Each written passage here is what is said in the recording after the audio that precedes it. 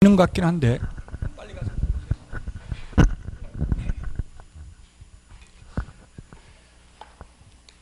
그래서 앞에 실무 앞에 부분은 거의 출제 안 되기 때문에 생략해도 되고, 앞에 법령에서 배운 부분입니다. 전부 다 나와요. 이제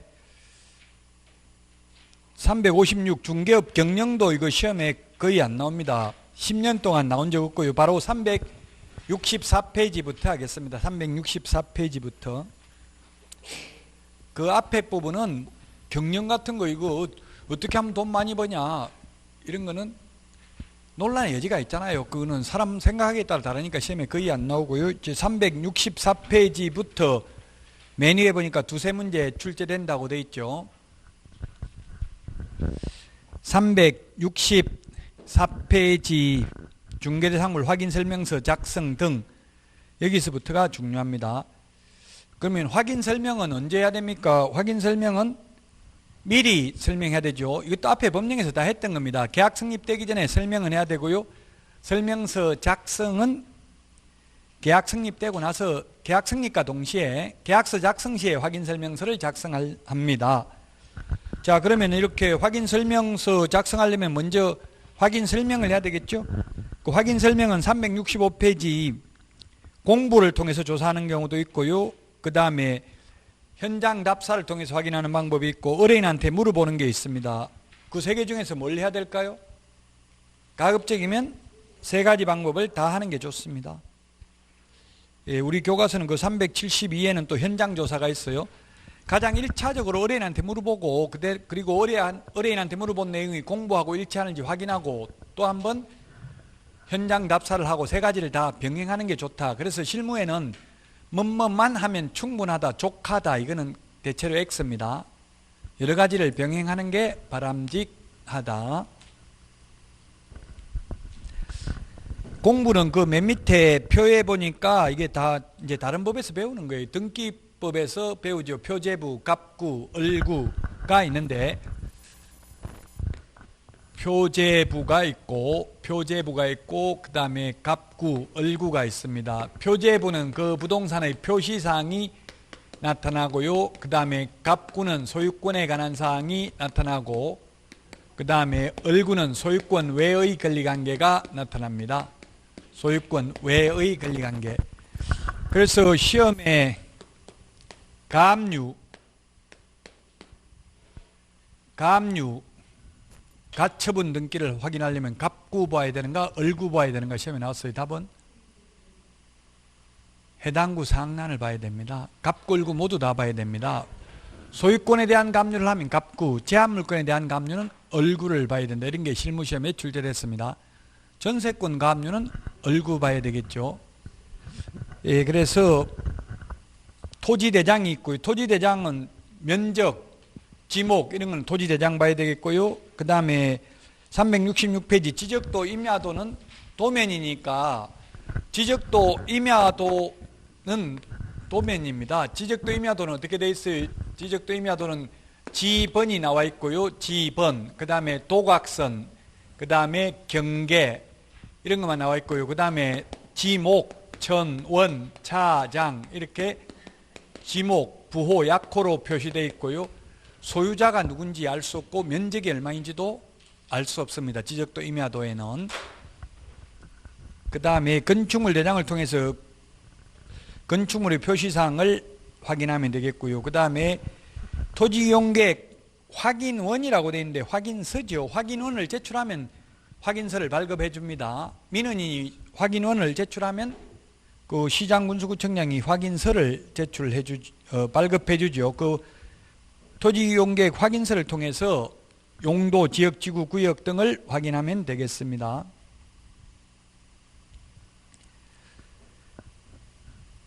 자, 그 다음에 그 양가로 2번 지적공부, 그 다음에 양가로 3번 등기사항증명서 이런 걸 통해서 확인하면 되고요. 자, 369페이지 토지이용계획 확인서입니다. 토지이용계획 확인서가 있는데 거기 370페이지에 보면은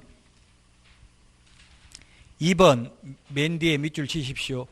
이 토지이용계획 확인서를 통해서 모든 용도, 지역, 지구, 구역을 모두 다 확인할 수 있는 것은 아닙니다. 모두 다 확인할 수 있는 것은 아니다.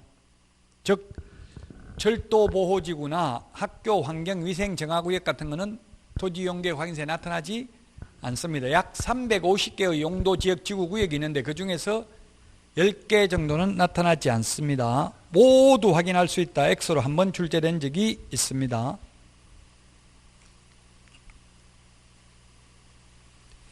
그 다음에 371페이지 맨 밑에 공법상으로 토지거래 허가제, 농지 취득자익증 명제, 주택거래 신고제 등을 실시하고 있다 했는데 주택거래 신고제 지우세요. 주택거래 신고제는 주택법에서 폐지되고 없습니다. 주택거래 신고제, 옛날에 주택거래 신고 15일 이내 하던 게 있었어요. 옛날에. 근데 주택법에서 폐지됐습니다. 이미 전 정권에서 폐지시켰습니다. 이명박 정부 때 폐지시켰죠. 주택거래 신고제는. 자, 그 다음에 현장조사. 시험에 그냥 어떤 정도로 출제됐냐면 현장조사. 공부에 나타나지 않는 것만 현장 답사를 통해서 확인하면 된다. X입니다. 뭐만 하면 된다. 대체로 X라고 했죠. 공부에 나타나는 것도 한 번 더 실체 권리관계와 부합하는지 확인해 보는 게 바람직하겠죠.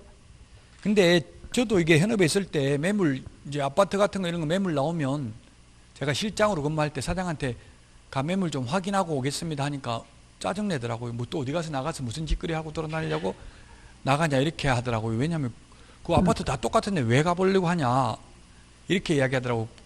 그 사장님은 거기서 오래 해가지고 같은지 모르지만 저는 처음 이제 초보자로 처음 취직했으니까 궁금하고요. 또 똑같은 아파트라도 어떻게 사용하는지에 따라서 완전히 달라요. 느낌이.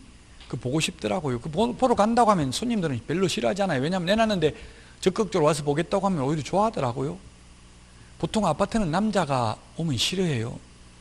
근데 저는 좋아하더라고요. 저는 별로 험악하게 안 생겼나 봐요. 그냥 제가 미리 제가 가도 되겠습니까 하니까 오세요 하고 거부하는 사람 한 명도 못 봤어요. 어떤 경우는 아예 남자가 갑자기 가면 문도 안 열어줄 수도 있어요.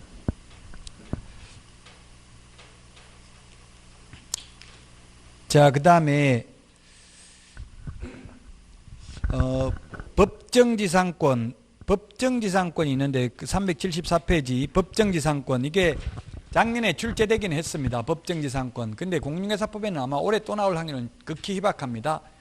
법정지상권은 민법에 5개가 있습니다. 민법 305조, 366조, 가등기 담보 등에 관한 법률, 그 다음에 임목에 관한 법률, 관서법상 법정지상권 5가지가 있는데 시험에 나온다면 민법 366조가 나올 확률이 높죠. 민법에서는 366조에 보면 토지와 건물이 저당권 설정 등 당시에 동일 소유이였는데 임의경매로 인하여 토지와 건물의 소유자가 달라진 경우 이름하여 법정지상권이 생겨서 갑 건물은 계속해서 을 토지를 사용할 수 있습니다. 그러나 관서법은 이거 임의경매 이외의 원인으로 강제경매나 매매 등의 원인으로 토지와 건물 소유자가 달라진 경우는 관서법상 법정지상권이 성립하는데 우리 중개실무상은 철봉과 같은 단순한 구조물은 철봉 있잖아요.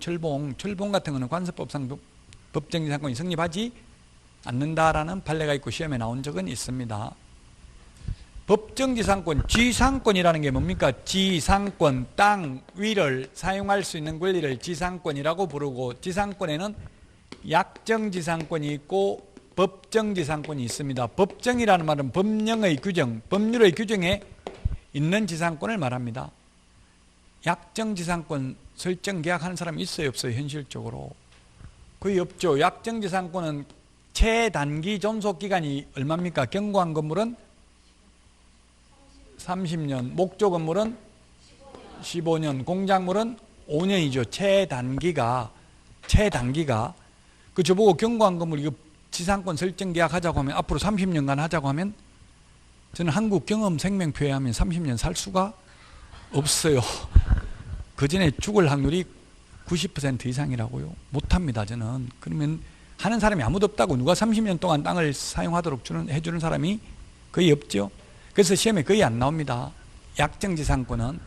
근데 법정지상권이든 약정지상권이든 성립만 다를 뿐이고 나머지는 똑같아요. 최단기 존속기간, 뭐 지료 2년간 연체하면 지상권 소멸 청구할 수 있는 거 이런 거 다 똑같습니다. 성립에만 다르다고요. 약정지상권은 설정 계약에 의해서 성립하는 거고 법정지상권은 법률의 규정에 의해서 성립하는 겁니다. 물권변동 효력 생기는 게 민법 186조 법률행위하고 187조 법률의 규정에 의해서 생기는 거 딱 두 가지밖에 없죠. 민법 186조, 187조는 뭐가 시험에 많이 나오겠어요? 당연히 186조 법률행위가, 우리가 지금 계약이 법률행위잖아요. 그 지금 계약하는 걸 배우는 거잖아요. 중개, 매매 계약. 당연히 186조 법률행위가 시험에 많이 나온다고. 법률 규정은 중개가 개입할 여지가 없잖아요. 상속, 이런 거 법률의 규정에 의해서 상속되니까 지금 구하라법인가 지금 입법 청원이 되고 있더라고요. 10만 명 되면은 이제 그 바로 그 국회에서 아마 논의를 해야 되나 보더라고요. 구하라법뿐만 아니라 이때까지 그런 게 많았어요. 부모 자식은 불효 자식도 상속되고 애만 낳아놓고 버리고 가도 상속이 됩니다. 구하라 엄마는 뭐 어릴 때 이혼하고 딴 사람하고 결혼해가 있어도 지금 상속분 50% 받아가 버렸잖아요. 법정 지분 50%. 그 오빠가 하고 친하고 오빠가 다 키우고 같이 크고 했나 보던데 오빠는 10원도 못 받아요. 법적으로는 한 푼도 못 받는다고요. 근데 이제 아버지가 오빠한테 양도를 했어요. 자기 아버지 상속권을. 그래서 지금 오빠는 절반은 아버지 몫을 받는 거라고요. 자기 몫은 하나도 없어요. 상속 1순위가 직계 비속, 2순위가 직계 상속. 직계 비속이 있으면 지금 그래서 최진실 전 남편이 이름 뭐예요? 조성민도 남양주에 지금 땅이 뭐 50억짜리 건물이 있는데 그 자기 조성민 아버지가 살고 있었는데 손자가 명도 소송해가지고 쫓겨났어요. 왜냐면 손자 그 지금 최진실 그 애들 둘이 있잖아요. 애 둘이가 상속인이라고. 왜냐면 비속이 1순위니까. 비속은 밑으로 가는 게 비속이죠. 자식, 손자, 정손자, 고손자가 비속. 존속은 위로 아버지, 할아버지, 정조할아버지, 고조할아버지가 존속이에요. 그 직계 비속이 있으면 존속은 한 푼도 못 받는다고요.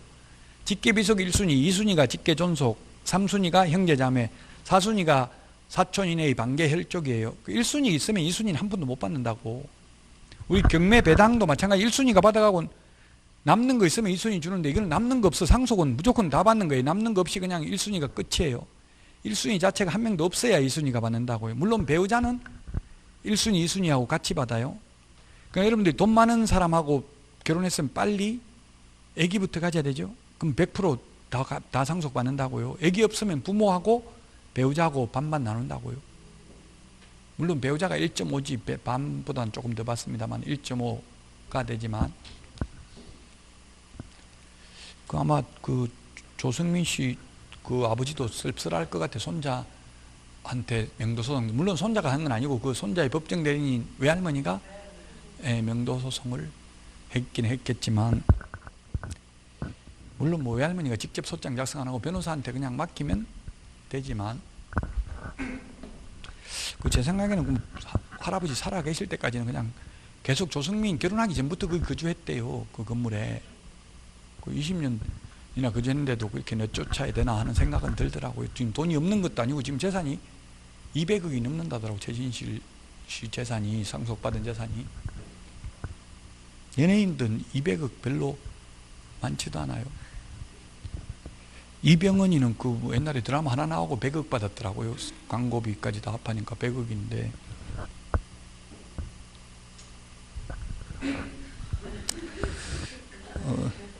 연예인들은 하루아침에 양준일도 지금 뭐 알바하다가 지금 뭐 광고 지금 7개인가 8개, 와이프 말로는 7개인가 8개인가 한다더라고요. 몇 달 만에 지금 얼마나 돈 벌었는지도 몰라요.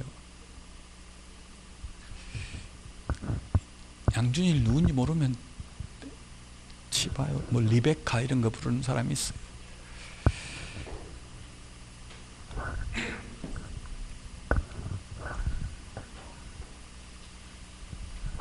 샴푸도 선전하더라고. 와이프가 샴푸 샀더라고. 5만 얼마 주고 그거 샴푸 저보고는 바르지도 못하고 그래. 샴푸 그거 씻지도 못하고 하고 양준일 그 손대지 말라고 그러고 있더라고. 자, 법정지상권 요 정도만 하겠습니다. 법정지상권 시험에 이 민법에서 한 문제 나옵니다. 민법에서 중개실무 자세하게 다 하려고 하면 제가 정감은 혼자 다 해야 돼요. 그래서 이 민법에 나오니까 생략하고 380페이지 분묘기지권은 이거는 중개실무에 민법보다 오히려 중개실무에 많이 출제됩니다. 이 법정지상권이나 분묘기지권이 민법 185조 민법에 보면 물권 법정주의 해가지고 민법에서는 물권은 딱 법률이나 간섭법에 의한지 아니하고는 임의로 창설할 수 없죠. 민법에 규정된 게 8개 물권이 있어요. 점유권, 소유권, 그 다음에 지상권, 지역권, 전세권, 유치권, 질권, 저당권 8개밖에 없어요. 딱. 근데 부동산에 대해서 관습법상 인정되는 물건이 딱 2개가 있습니다. 조금 전에 했던 법정지상권하고 분묘기지권 2개밖에 없습니다. 통행권, 용수권 이런 거 없어요. 원칙적으로. 그 지금 뉴스에 간혹 많이 나와요. 계속 사람들 다니던 길인데 자기 땅이라고 그냥 철조망으로 막아버리는 경우. 그 막아야 됩니다. 막으니까 뭐 또 조금 처벌받은 경우도 있기는 하더라고요. 원칙적으로는 막아도 돼요. 원칙은. 민법상은. 다른 거 뭐 교통방해죄나 이런 거 다른 거 가지고 긁어 넘어지는 경우가 있기는 하더라고요. 어쨌든 관습법상 인정되는 거는 법정지상권, 분묘기지권 2개밖에 없다. 부동산에 대해서는. 분묘기지권 이게 이제 중개실무상 골치 아파요. 오래된 묘들 있으면은 그 뭐 마음대로 이장할 수가 없죠. 자, 분묘기지권의 성립입니다. 분묘기지권. 분묘기지권은 관습법상 지상권에 유사한 물건입니다. 지역권에 유사한 물건이 아니고 맨 위에 양가로 1번 위에 지상권에 유사한 물건이고요. 그 다음에 분묘기지권 성립은 3가지가 있습니다. 3가지. 동그라미 1, 2, 3번 3가지가 있다고요. 첫 번째는 남의 땅에다가 주인 동의받지 않고 분묘를 설치했다 하더라도 공연 평온하게 20년간 점유하고 봉제사한 경우에는 분묘기지권을 시효 취득을 하게 됩니다. 시효라는 것은 시간이 경과됨에 따라 나타나는 효력이 시효죠. 20년. 그 시효하고 제척기간의 가장 큰 차이점은 제척기간은 불변의 기간이고 시효는 시효를 중단시킬 수가 있어요. 20년 되기 전에 명도 소송을 해버리면 확정 판결을 받으면 다시 새로 시작되죠.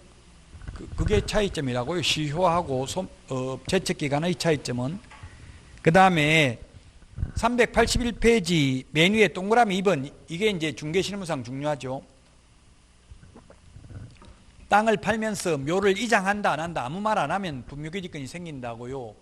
그래서 여러분들이 임야를 중개할 때는 반드시 산에 올라가서 묘가 몇 개 있는지 다 셀 수는 없잖아요. 밑에서 보면 묘 없는 것 같아도 산에 올라가면 다 묘 있어요. 어디든지 모든 산이 다.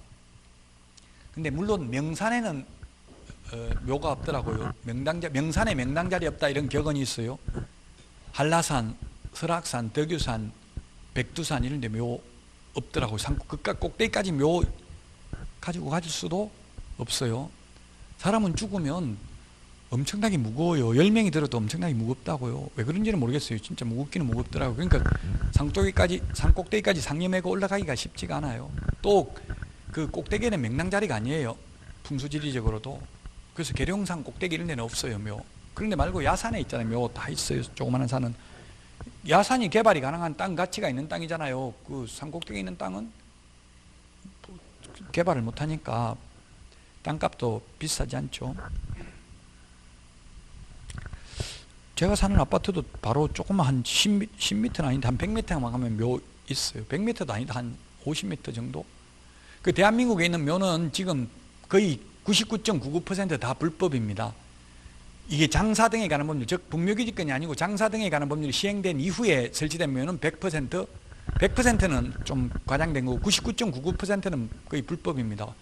왜냐하면 도로로부터 200m, 300m 떨어져야 되고 20호 이상 인가가 밀집한 지역으로부터는 500m, 300m 이상 떨어져야 되고 일단은. 그래서 뉴스에 나왔더라고. 뭐 이낙연 전 총리 묘, 부모님 묘 불법이라고.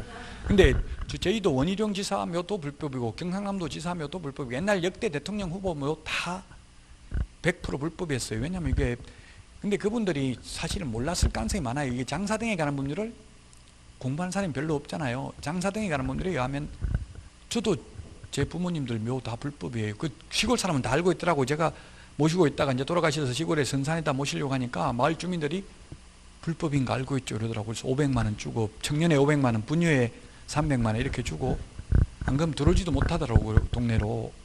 더 잘 알더라고, 시골 사람 돈 뜯어내려고. 자, 어쨌든 그래서 여러분들은 중개할 때, 매매 중개할 때는 분묘가 몇 기가 있다, 묘 어떻게 할 거냐 이런 걸 특이하게 적어야 돼요. 이장한다고 특이하게 적었으면 이장해야 돼요. 그러면 뭐 이장 안 하겠다고 하면 그만큼 가격을 깎아야 되겠죠. 땅 가치가 없잖아요. 그 건물도 지을 수가 없잖아요. 뭐 개발이 안 되니까. 그래서 반드시 이장할 건지 안 할 건지, 그리고 몇 개인 게 셀 수가 없으니까 몇 개냐고 자기 손으로 말해가 적으라고 해야 돼. 뭐 7기가 있다 그럼 7기 추가 발견되면 어떻게 할 거냐 이런 걸 적어놔야 된다고요. 특이하게 항상. 아무 말 없으면 분묘기지권이 성립하니까. 그러고 나면 이제 이장. 그래서 현실적으로는 이게 매매계약 하면서는 이게 다 이장한다고 해요. 근데 이제 문제는 경매로 낙찰받는 경우에, 경매로 낙찰받으면 당연히 뭐 이장한다 이런 말 안 했겠죠. 그럼 낙찰받아도 그 묘 이장 못 시켜요. 오래된 묘들이 있으면. 경매로 낙찰받으면. 어떻게 되냐, 경매로 낙찰받으면 그 옛날 분묘 소유자들한테 지료 달라고 소송 제기해야 돼요. 지료 2년간 연체하면 지상권 소멸 청구할 수 있는 것처럼 분묘기지권도 소멸 청구할 수 있어요. 지상권에 유사한 물건이니까. 시효취득만 무상지료가 원칙이에요.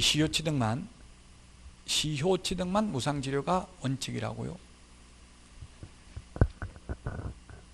어제 저녁에 선을 넘는 녀석들인가 그건 안 봐요.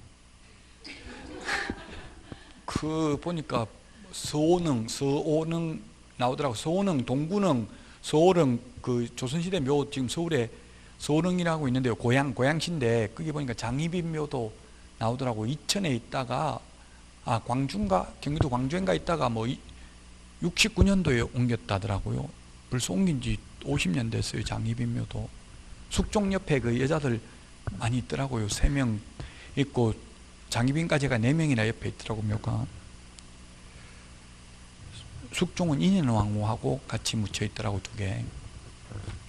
근데 설문조사하니까 남자들은 죽으면 지금 부인하고 묻힐래 물어보면 거의 다 묻힌다고, 부인들은 물어보면 절대 안 한다.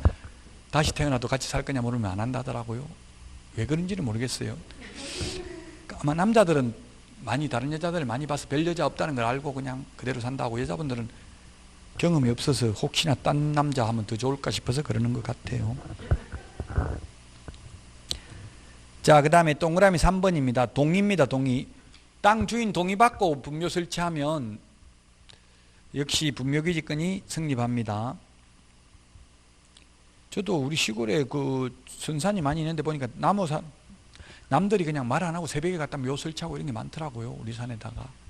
그러면 20년만 지나면 분묘기지권이 생긴다고요. 그래서 분묘기지권, 경매로 가장 돈 많이 버는 게 분묘기지권, 아마 흑염소 이렇게 집어보면 양평, 경기도 양평에 흑염소 사건이 있었어요. 분묘기지권. 경매를 낙찰받았는데 종중묘를 낙찰받았어요. 낙찰받아가지고 분묘 이장해 주십시오. 제가 이제 땅 주인이니까 이렇게 내용 증명을 보내니까 문중에서 이 땅은 분묘기지권이 성립되어 있는 분묘이므로 이장할 수 없음을 알려드립니다. 이렇게 답변이 온 거예요. 그러니까 낙찰받은 사람이 다시 내용 증명 보냈어요. 당신들 조상들이 염소발 아래 지팔 피는 모습을 와서 구경하시기 바랍니다 해가지고 염소 한 마리씩 봉분 주위에 울타리 쳐가지고 놔놓고 사진 찍고 동영상 찍어가지고 보낸 거예요. 그 봉분이 다 망가지고 없어지면은 분묘기지권이 성립 안 되는 건 알고 있죠. 염소 일주일도 안 돼서 지금 봉분 다 없어질 거니까 그 전에 와서 있을 때 와서 구경하고 가세요 하고 보낸 거예요. 그러고 나서 이제 합의를 한 거예요. 그렇게 싸움을 걸어야 합의가 되거든요. 가만히 있으면 합의를 안 해주려고 하죠. 그래서 합의를 해가지고 결국 이장 비용 한 500만 원씩 분묘 일기 주가지고 2억 5천만 원 정도 들여가지고 수백억 벌었다. 이제 인터넷 치보면 나와요. 이게 분묘기지권 염소 이렇게 치보면 나와요. 흑염소인지 염소인지, 뭐 흑염소나 염소라고 치면 나오겠죠. 네이버 흑염소라고요? 네. 그냥 염소하면 안 나와요.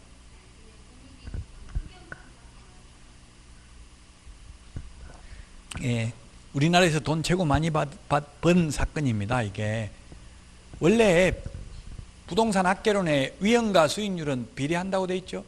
굉장히 위험하잖아요. 묘가 50개나 있으니까 개발 못 하자고요. 근데 이걸 이런 식으로 압박을 가해가지고 옮겨가지고 이게 펜션인가 뭐 지어가지고 개발해가지고 수백억 돈을 벌었다. 얼마인지는 그 이제 읽어보시면 사건이 있을 거예요. 양평에서. 자, 양가로 2번 분묘기지권의 효력이 미치는 범위입니다. 동그라미 1번 분묘기지권은 이게 분묘기지권은 분묘기지에 한한다. X로 시험에 출제됐습니다. 분묘기지. 분묘기지가 봉분의 기저 부분, 봉분 위로 불룩하게 올라온 그 밑바닥 부분을 분묘기지라고 합니다. 그 분묘기지에 한하는 게 아니라 분묘기지 주위의 공지를 포함하는 지역에까지 미친다. 상석이 있고요. 그 다음에 옆에 비석이 있습니다. 비석이 있고 그 다음에 반달 모양으로 둔덕을 조성해 둔 사성이라는 게 있습니다. 사성.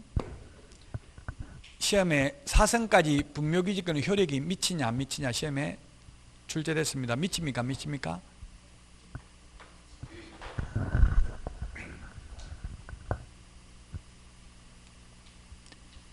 예, 사성까지 반드시 분묘기지권 효력이 미치는 것은 아니다. 이 말은 미친다 안 미친다?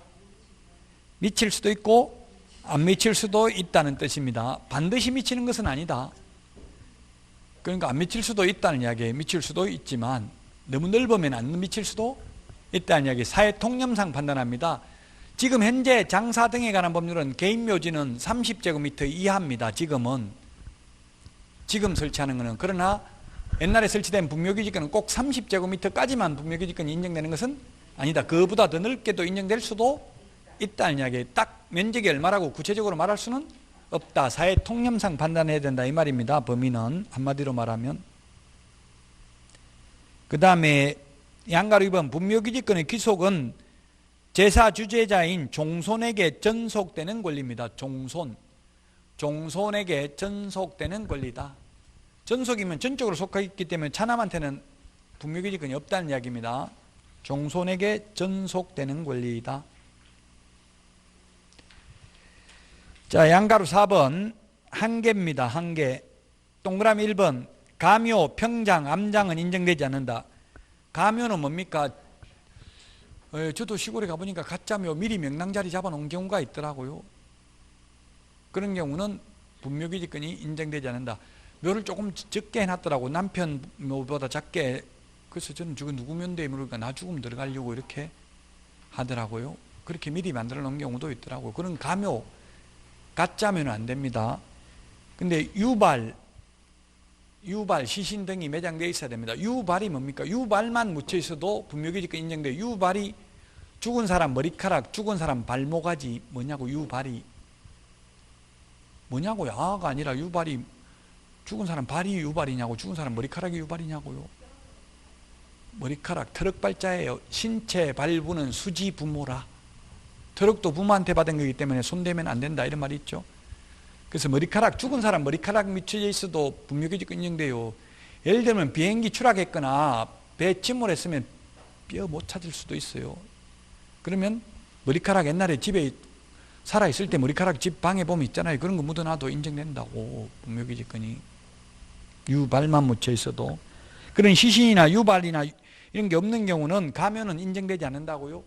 평장은 뭡니까? 평평하게 봉분이 올라와 있는 게 아니라 평평하게 되어 있는 게 대표적으로 우리나라 평장되어 있는 묘들이 노무현 전 대통령 묘지, 그 다음에 대전 현충원 국립묘지 가보면 그냥 평평하게 비석만 있잖아요. 평장. 그런 게 평장이에요. 평장은 인정되지 않는다. 분묘기지권. 물론 그 대전 현충원 국립공원 이런 거는 장사 등에 관한 법률이 적용되는 게 아니라 국립묘지 설치 및 관리 등에 관한 법률을 적용되니까 그건 영구무한히 존속돼요. 지금 현행법상은 분묘 설치 30년밖에 안 되거든요. 한 번 연장해서 60년밖에 안 되지만 국립묘지는 영구무한히 존속돼요. 국립묘지에 대해서는 우리 시험에 안 나옵니다. 그건 중개대상물이 아니니까. 자, 그 다음에 동그라미 2번 분묘기지에 국한되는 것은 아니지만 기존 분묘 외에 새로운 분묘를 신설할 권능은 포함되지 않는다. 분묘기지권에. 그게 뭐냐면 부부 중 일방이 먼저 이게 남편이 죽어가지고 분묘기지권이 성립돼 있어. 20년 지나가지고. 그러면 새로 죽은 배우자를 쌍분 형태로 합장하는 거 허용되지 않습니다. 단분 형태로 합장을 하는 것도 허용되지 않습니다. 새로운 분묘를 신설할 권능은 인정되지 않는다고요. 남편 묘가 분묘기지권 인정되니까 이게 새로 하나 갖다 매장하는 것은 인정되지 않는다. 나무 땅에다가 예를 들면, 그래서 새로운 분묘를 신설할 권능은 인정되지 않고 이미 설치되어 있는 분묘를 봉제사하고 관리해야 됩니다. 관리 안 하면, 벌초 안 하면 한 5년만 지나면 시골에 가면 아카시아 나무 이런 게 나고 해가지고 뭐 산인지 묘인지 구분이 안 돼요. 그러면 분묘기지권 인정되지 않는다는 이야기입니다.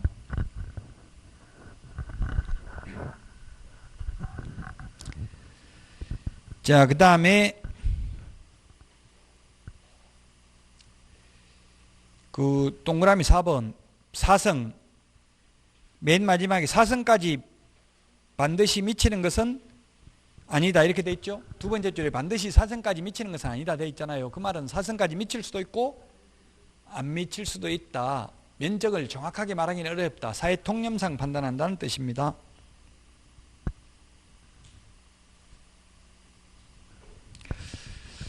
분묘기지권은 시효취득이, 분묘기지권을 시효취득하는 거지 소유권을 시효취득하는 건 아닙니다.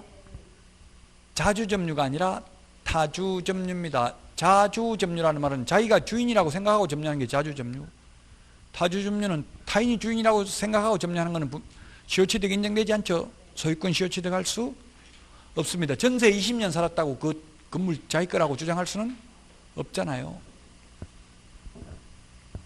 존속기간 영구무한이 존속됩니다. 봉제사하고 관리하는 한 영구무한이 존속됩니다. 지금 현행법상은 장사 등에 관한 법률은 이제 30년밖에 안 됩니다. 우리나라 조선시대 때 이게 성리학의 영향을 받아가지고 중국 영향을 받아서 이게 죽은 사람을 존중하는 이런 문화가 많이 있었습니다. 오히려 지금 중국이나 일본은 묘 설치 못합니다. 중국의 북경 이건 대도시에 묘 없습니다. 저 동북 삼성, 길린성 이런 데는 가면 있긴 있더라고. 완전 산골짜기. 소수민족 사는 데 이런 데는 있어도 대도시에는 묘 설치 못하게 돼 있어요. 일본도 마찬가지. 일본은 묘 어디 있어요? 주로 묘가 자기 집 마당에 있죠. 집 골목에 마당에 그냥 편말만 뭐 하얀 편말 이런 것만 해놨더라고. 화장해가지고 화장해야 돼. 무조건 100% 일본 중국은. 우리나라는 지금 100% 화장해야 된다 이런 법은 없어요. 그러면 국민정서상 또 정권이 위태로울 수 있으니까 그렇게 못하고, 다만 노무현 전 대통령이 수원 연화장에서 화장하고 나서 엄청나게 화장 비율이 높아졌대요. 지금 저도 어머니가 유언으로 절대 화장하지 마라, 나를 2번 죽이지 말라 이렇게 하더라고요. 그리고 나서 노무현 전 대통령 그 연화장에 들어가는 거 막 생중계 해주잖아요. 그거 보고 아유 저 뜨거워 죽겠다 이러더라고요. 그래서 제가 이미 돌아가셨는데 뭐 또 뜨겁지도 않다 이러니까 그럼 나도 화장해달라 이때 바뀌더라고요, 마음이. 근데 그 유언은 못 지켜 드렸어요. 형님한테 어머니가 화장해달라고 유언했다니까 뭐 들은 척도 않고 그냥 말도 안 듣더라고요. 왜냐면 시골 사람 또 욕하거든요. 시골 사람은 남의 일에 간섭을 많이 해요. 저 불효자식 이렇게 한다고요 또.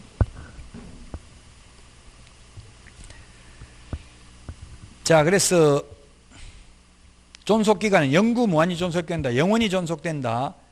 자, 그 다음에 양가로 6번 지료인데 시효취득만 무상지료가 원칙입니다. 시효취득만. 나머지는 지료를 지급해야 됩니다. 자, 그 다음에 양가로 7번 분묘기지권 승인 여부는 현장 조사를 통해서 확인해야 된다 했는데 100% 다 확인할 수는 없죠. 산에 샅샅이 다니면서 묘 있는지 없는지 다 뒤질 수는 없어요. 그러면 주인한테 물어보고 적어놓고 추후 발견되면 어떻게 할 거냐 이렇게 특이하게 정확하게 적기만 하면 돼요. 그 조사하려면 비용이 엄청나게 많이 들어가요. 땅 주인들은 묘가 몇 개 있는지 알아요, 몰라요? 정확하게. 자기 땅 주인도 몰라요, 정확하게.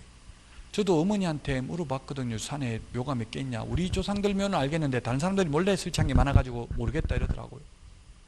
그래서 정확하게 모를 가능성이 많다고요, 묘가. 장사 등에 관한 법률입니다. 장사 등에 관한 법률은 2001년 1월 13일 이후에 설치한 분묘부터 적용됩니다. 2001년 1월 12일까지는 분묘기지권이 적용됩니다. 시험에 그 날짜 시험에 나오지는 않습니다. 암기할 필요는 없습니다.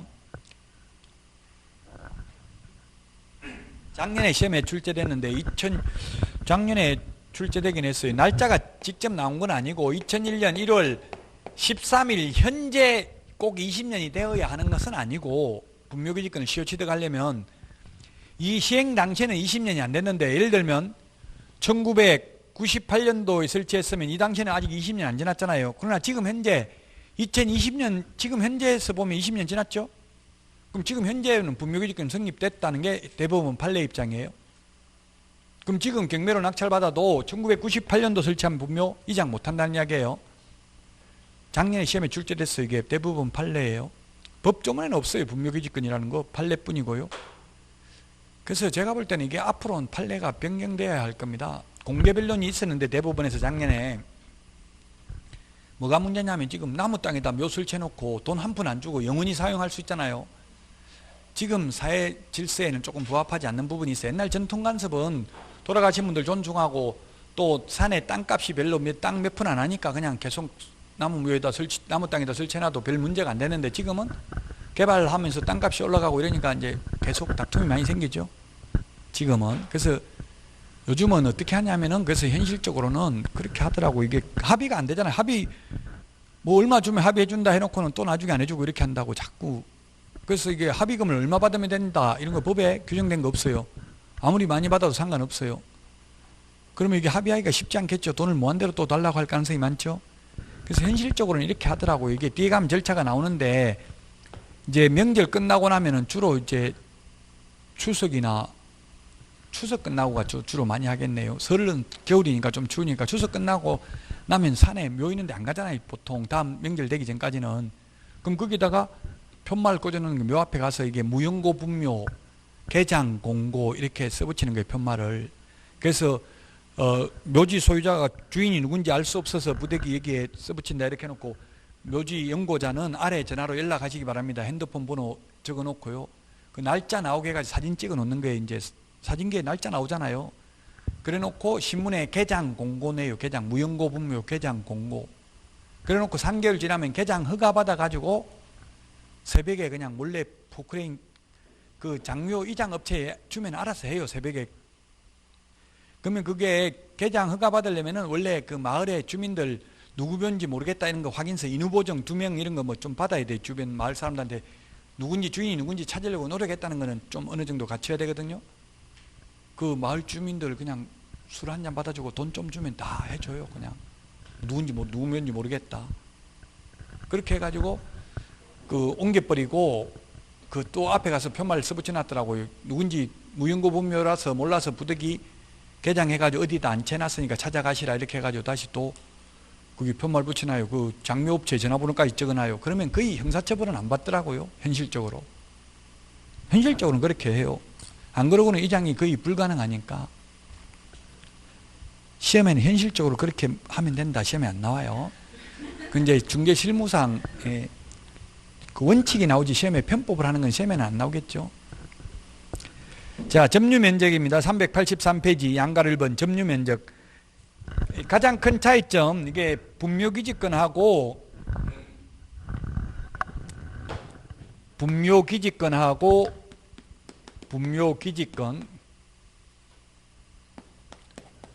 분묘기지권하고 장사 등에 관한 법률 가장 큰 차이점 세 가지가 뭐냐면 면적,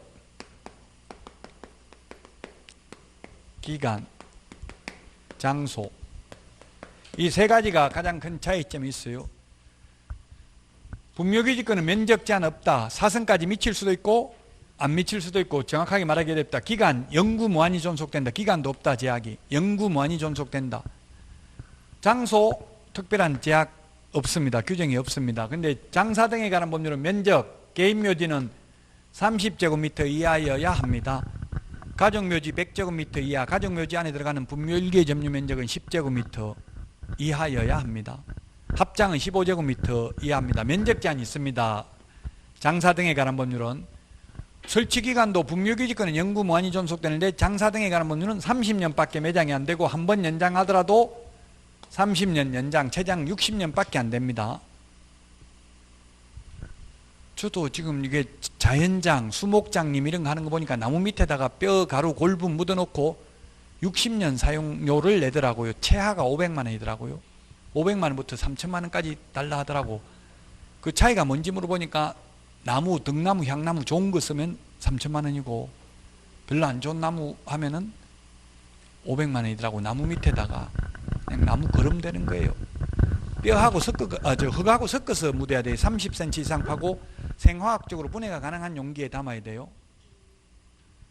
그 옛날에 최진실 씨처럼 그 도자기에다가 뼈의 가루를 놔놓으면 그는 골분화 현상이 일어나가지고 딱딱하게 굳어버려요, 가루가.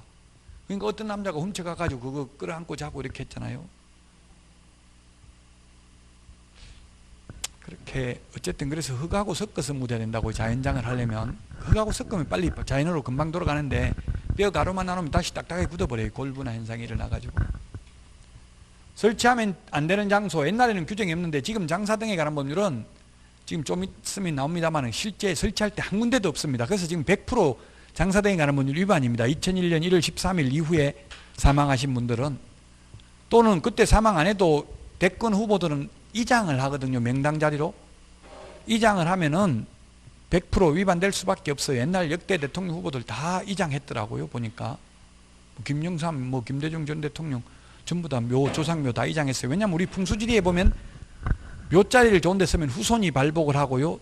집을 좋은 데 양택이라고 하죠. 음택은 묘자리를 음택, 집터를 양택이라고 하는데 양택을 좋은 데 쓰면은 현세가 발복을 하는 거예요. 집을 명랑자리 집을 지으면 지금 복을 받고 묘를 좋은 자리에 쓰면 후세가 복을 받는다고요.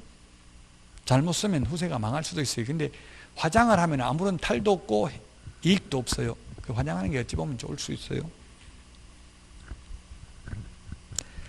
자, 383페이지 거기에 면적, 개인묘지, 우리 책에 중요한 건 이렇게 글씨체 진하게 되어 있어요.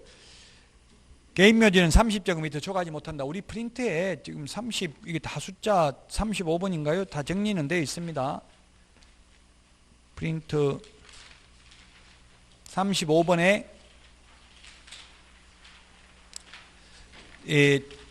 그 토지거래 허가에 대해서는 1월이 5개가 있고요. 장사 등에 관한 법률은 또 30일이 많아요. 그 30일이 보면 동그라미 4번에 개인 자연장지 조성 신고 4후 30일 이내, 그 다음에 5번에 개인 묘지 설치 신고 4후 30일 이내, 그 다음에 매장 신고도 4후 30일 이내, 6번 개인 묘지 30제곱미터 초과할수, 초과 X의 말은 초과할 수 없다는 이야기죠. 그 다음에 분묘 설치 기간 30년이라는 뜻이에요. 그 분묘 설치 기간만 적어놨죠. 30년 한 번 연장해서 최장 60년간 가능합니다.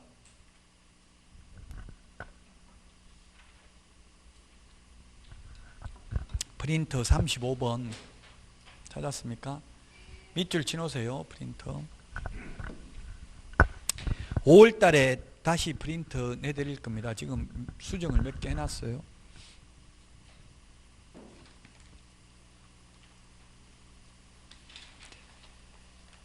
자, 그래서 10제곱미터, 15제곱미터 이것도 10제곱미터, 15제곱미터도 프린터 49번에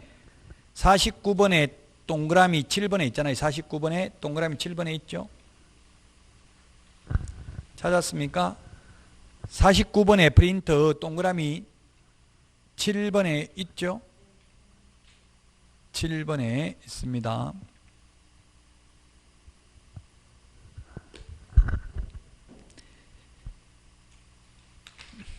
자, 그 다음에 384페이지 자연장지 조성입니다. 자연장이라는 건 뭐냐 하면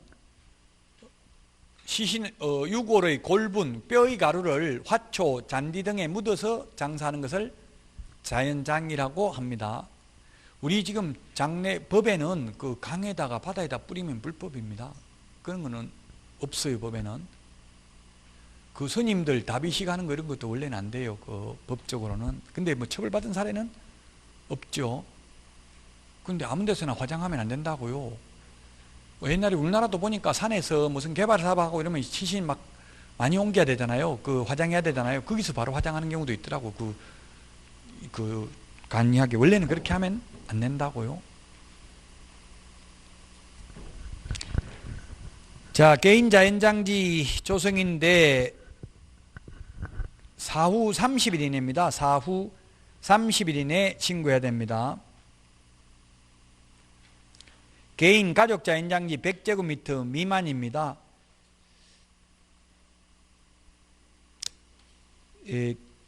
개인 자연장지 사후 30일 이내 신고를 해야 됩니다. 그 다음에 가족 자연장지, 가족 자연장지는 옛날에 사후 신고했는데 지금은 사전 신고로 바뀌었습니다. 가족 자연장지는 사전 신고로 바뀌었다. 그 다음에 종중 문중 자연장지도 사전 신고입니다. 법인 자연장지는 미리 허가받아야 됩니다. 법인 자연장지는 미리 허가받아야 된다. 동그라미 리얼에. 개인 자연장지는 사후 30일 이내 신고. 우리 프린트 그 35번에 보니까 개인 자연장지만 있잖아요. 거기에 동그라미 4번에 가족 자연장지는 사후 신고가 아니라 사전 신고로 개정됐습니다. 옛날에 사후 신고였는데 사전인지 사후인지 주의하시고요. 장사 등에 관한 법률에서는. 그래서 개인 자연장지는 사전 신고, 가족 종중 문중 자연장지는 미리 신고, 법인 자연장지는 미리 허가받아야 됩니다. 자, 그 다음에 양가로 2번 분묘 설치 기간은 30년입니다. 30년 한 번 연장할 수 있습니다. 동그라미 3번 연장기간 최장 60년 끝나고 나면 1년 안에 1년 동그라미 하시고 1년 안에 화장 또는 봉안해야 됩니다. 우리 책에 납골이라고 되어 있는데 납골이 봉안으로 바뀌었습니다. 1년 이내입니다. 1년 이내에. 이 시험에 1년 이내인데 6개월, 2년 시험에 출제됐습니다. 우리 프린트 44번에 보면은 44번에 11번에 있네요. 44번에 11번. 44번에 11번. 찾았습니까? 44번에 프린트 11번. 60년 끝나고 나면 매장 기간이 끝나고 나면 1년 안에 화장 또는 봉안해야 된다고요. 어차피 매장해도 60년밖에 매장 못한다고요. 그럴 바에는 처음부터 바로 화장하는 게 낫겠죠. 60년 지나가지고 다시 화장해야 되니까. 옛날에 어제 선을 넘는 녀석들 그 보니까 왕들은 3년 동안 그 상주 3년 동안 상복 입고 다니더라고요. 저는 제가 어릴 때는 1년 동안 상복, 저도 3년 동안 하는 거 봤다. 참 어머니가 할머니 돌아가셨는데 3년 동안 계속 아침마다 밥 해가지고 거기 갖다 그 사진하고 이런 거 해놓고 저는 저 어릴 때 좀 무섭더라고요. 거기다 밥 차려놓고 곡하고 이렇게 울고 곡하더라고. 아이고 뭐 곡하고 이렇게 하고 밥 먹더라고요. 먼저 안 먹고 3년 동안 할머니 돌아가셨는데 제가 9살 때 돌아가셨는데 옛날만 해도 그랬어요. 요즘은 돌아가시자마자 바로 웃는 애들도 많이 봤어. 부모님 돌아가시고 나면. 부동산이나 이런 거 현금 많이 가지고 있으면 자식들이 웃어요. 돌아가시고 나면. 그 뭘 많이 나오게 돼? 연금을 많이 나오게 하면 가급적이면 살린다고 안 죽이고 계속 연금이 나오니까. 근데 부동산은 돌아가시면 다 내 거잖아요. 자식은. 부동산이나 현금은. 그 저는 현금이나 부동산 이제 안 가지고 있으려고요. 앞으로는 연금만 나오게 하고. 가지고 있으려고 했는데 아들이 자꾸 물어봐서 얼마 재산 얼마 있는데 빨리 갑자기 무슨 일 생길지도 모르니까 자기한테 알려달라 하고 이렇게 하니까 무섭더라고. 갑자기 이거 어떻게 될지 모르잖아요. 자, 그 다음에 양가로 3번 묘지 설치 신고입니다. 개인 묘지는 사후 30일 이내 신고입니다. 35번에 동그라미 5번에 있습니다. 개인 묘지는 사후 30일 이내에 신고입니다. 개인 자연장지도 사후 30일 이내였죠? 개인 묘지도 사후 30일 이내입니다. 근데 385페이지 양가로 4번에 보니까 가족, 종중, 문중, 법인 묘지는 허가받아야 됩니다. 자연장지는 가족 자연장지는 사전 신고, 종중, 문중 자연장지도 사전 신고죠? 법인 자연장지는 미리 허가라고 했습니다. 그러니까 가급적이면 뭡니까? 이게 묘지를 설치하지 말고 자연장을 하라 이 말이죠. 즉 매장하지 말고 화장하라는 뜻입니다. 가급적이면 허가받아야 되니까 가족 묘지부터. 면적은 동그라미 2번 가족 묘지는 100제곱미터 이하여야 합니다. 종중 묘지는 1000제곱미터 이하, 법인 묘지는 10만 제곱미터 이상입니다. 10만 제곱미터 이상. 그 밑에 박스 표 보면 가족, 종중, 문중 묘지는 100제곱미터, 1000제곱미터, 10,000제곱미터 이상인데 그 안에 들어가는 분묘 1개의 점유 면적은 10제곱미터죠. 이게 뭐냐면 가족 묘지는 100제곱미터, 가족 묘지는 100제곱미터, 종중 묘지는 1000제곱미터 이하, 법인 묘지는 10만 제곱미터 이상인데 이 안에 들어가는 분묘 1개의 점유 면적은 10제곱미터라고요. 그러면 가족 묘지 안에는 10개의 분묘가 들어갈 수 있는 거죠. 근데 합장인 경우는 15제곱미터입니다. 합장은 15제곱미터. 가족 묘지 안에 들어가는 분묘 1개의 점유 면적이 부부 합장이면 15제곱미터라고요. 우리 그냥 개인 묘지는 30제곱미터잖아요. 30제곱미터면 적은 게 아니에요. 5m, 6m잖아요. 저는 살아서는 땅 하나도 못 가지고 있다 죽어서 이제 5m, 6m 가지고 있을지 모르겠는데요. 와이프한테 어떻게 할 거냐 물으니까 신경 쓰지 말고 죽으면 된다 이러더라고요. 지금 화장할 건지 매장할 건지 좀 유언을 미리 하면 어떻겠냐 물어보니까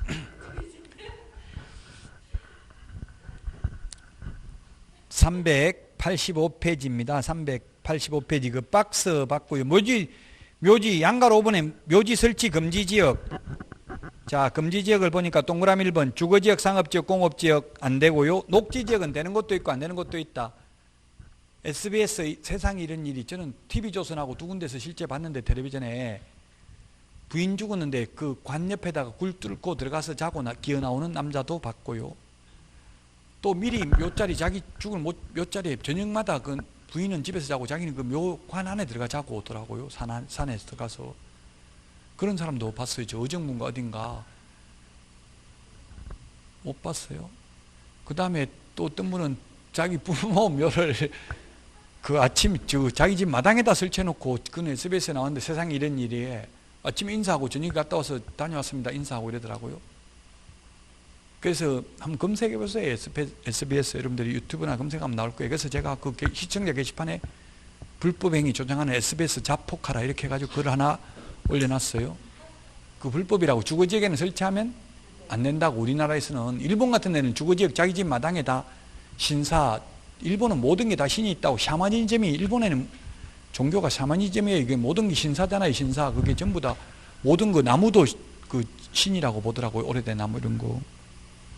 근데 우리나라는 자기 집 마당에도 설치할 수 없습니다. TV조선에 제가 2번이나 봤는데 명절 때마다 나오더라고. 산꼭대기에 98 먹은 할아버지가 그 묘 설치해놓고 밥 해가지고 자기 조상들 묘에 갖다 놓고 밥 먹고 그러더라고. 부인도 90 몇 살 됐더라고요. 잘 못하더라고. 힘이 없어가지고. 그러니까 막 남편이 막 욕하고 그러더라고. 어디서 지금 부모님들 지금 드시지도 않는데 빨리빨리 안 하고 국식게 그렇고 있냐고 막 혼내고 이러더라고요.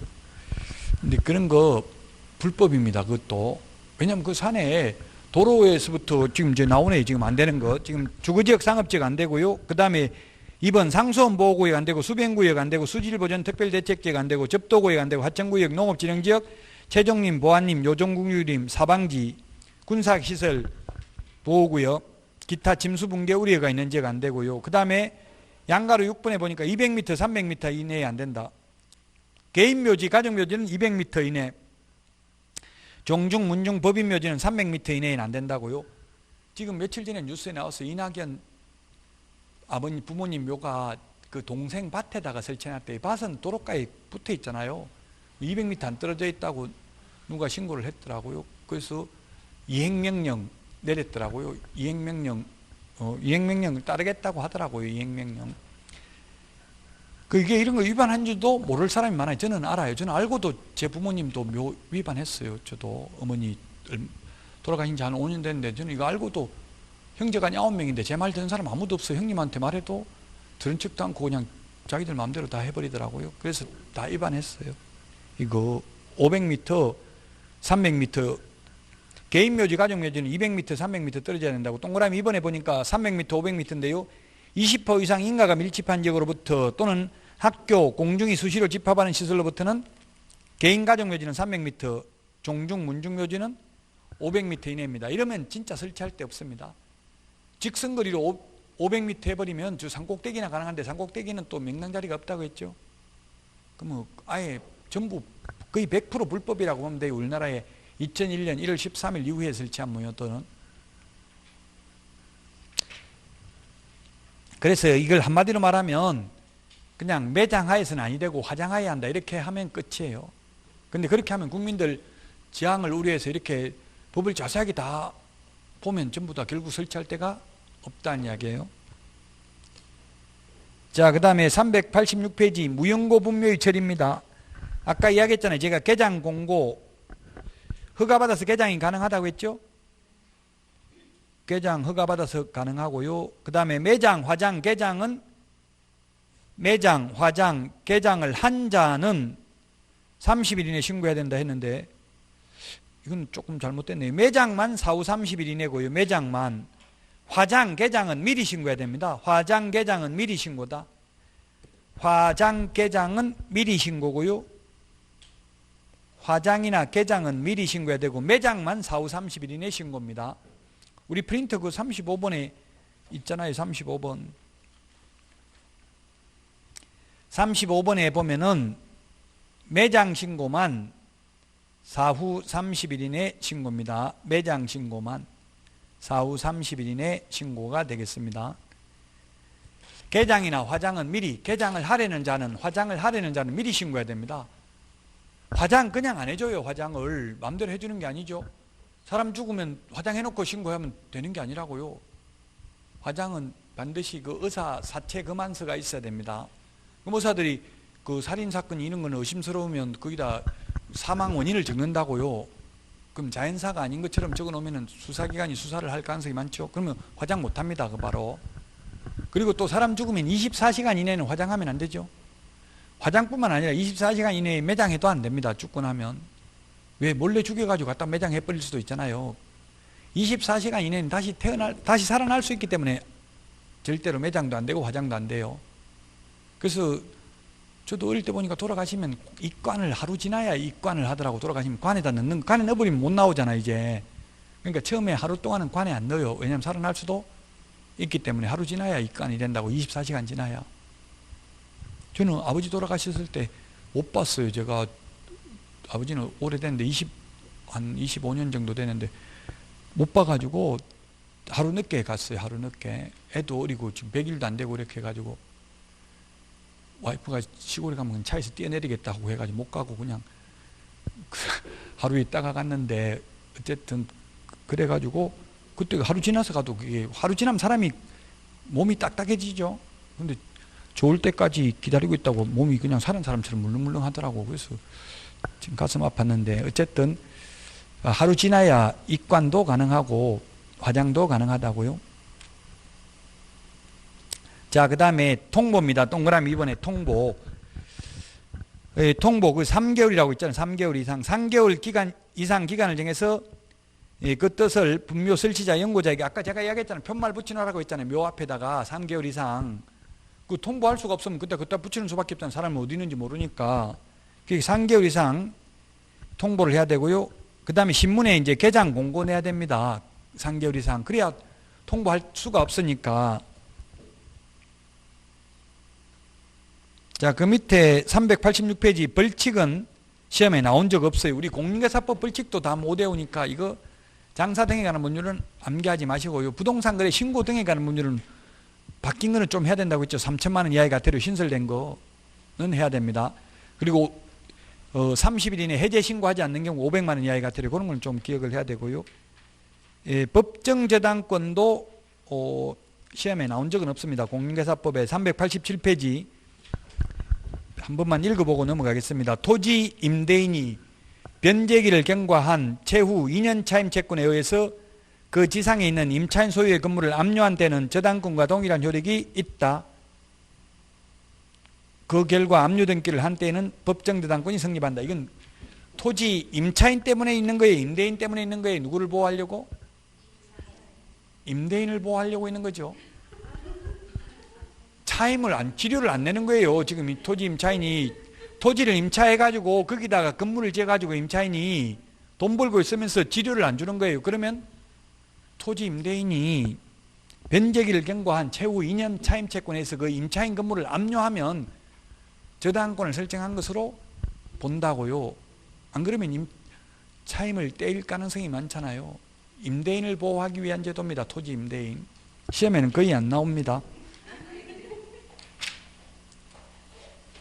자, 여기까지 하고 이제 388페이지 농지취득자격증명. 이건 농지취득자격증명은 공법에서 농지법이 두 문제 나옵니다. 분묘기지권도 우리 중개실무에서 잘 나와요. 그 농지 최단기 임대차 기간이 몇 년이에요? 원칙은 3년이죠. 3년인데 단연성 식물은 지금 프린트 한번 보세요. 5년으로 바뀌었어요. 올해 8월 달부터. 우리 책에는 물론 반영이 안 돼 있겠죠. 41번 프린트 41번에 동그라미 12번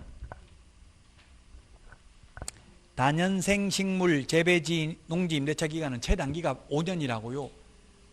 지금 시골에 가보니까 요즘 시골에 가보니까 전부 다 평균 연령이 지금 75세 이상 넘었어요. 전부 다. 그래서 보니까 전부 그거 했더라고. 인삼밭으로 전부 다 세를 줬더라고요. 농사 짓는 것보다 더 낫대. 세 받는 게. 인삼이면 6년건 이런 거 있잖아요. 그러니까 실제 6년건이 6년 안 하고 5년에 뽑나 보더라고요. 6년 돼버리면 썩는 경우가 있으니까 그러면 5년 동안 최단기가 5년이라고요. 단연생 식물이잖아요. 인삼이. 그런 건 이제 이게 5년으로 바뀌었어요. 옛날에 3년이었는데 올해 8월 달부터 바뀝니다. 이게 농지법에. 이런 거 특히 좀 유의를 하시라고요. 오늘 문제 꼭 다 풀어보시기 바랍니다. 여기까지 하고 다음 주에 뵙도록 하겠습니다. 수고하셨습니다.